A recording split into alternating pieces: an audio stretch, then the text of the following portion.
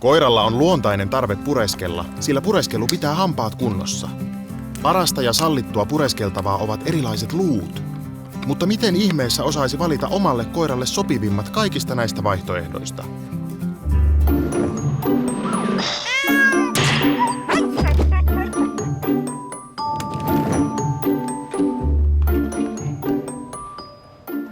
Minkälaisia luita Miina nykyään syö?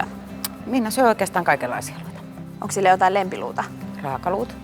No, raakaluissa on tietysti aika paljon enemmän sitä tekemistä ja makua, että se yleensä on aika yleistä niille, ketkä raakaluita koirillansa antaa.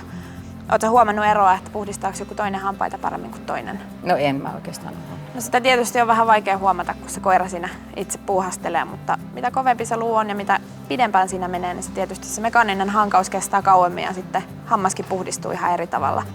Tällaiselle voimakaspuruiselle ja innokkaalle luunsyöjälle niin nämä tällaiset puristeluut on ehkä kaikkein turvallisin vaihtoehto. Onko teillä ollut hotkimisen kanssa koskaan ongelmia?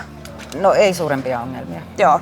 Et sitten ne koirakot, joilla sellaisia ongelmia on niin pitää olla tosi tarkkana sen kanssa, että miten se luu valitsee.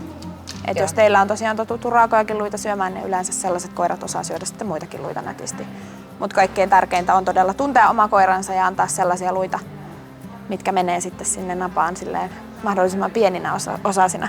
Et esimerkiksi, jos puhutaan tällaisista aidoista luista, tässä nyt on poroa. Poron potkaluuta näyttäisi olevan, mikä Miinaa kyllä kovasti kiinnostaa, mutta jos susta tuntuisi siltä, että oma koira syö sen liian nopeasti ja liian suurina paloina, niin sitä ei kannata antaa. Mutta monelle koiralle tällaisetkin on ihan suurta herkkua, että varsinkin jos on vähän nirsompi tyyppi, joka ei oikein meinaa mitään pureskella, niin se on kuitenkin tosi tärkeää, että ne sitten jotakin pureskelisi. Onko teillä pentuna mennyt kenkiä? Jonkun verran joo. Jonkin verran joo. Pennuilla on sitten tosi hyviä vaihtoehtoja, esimerkiksi tämmöiset pikkasen pehmeämmät. Nämä on kasvistärkkelyksestä valmistettu, menee ihan kyllä tällaisille isommillekin kaverille, niin kuin näet.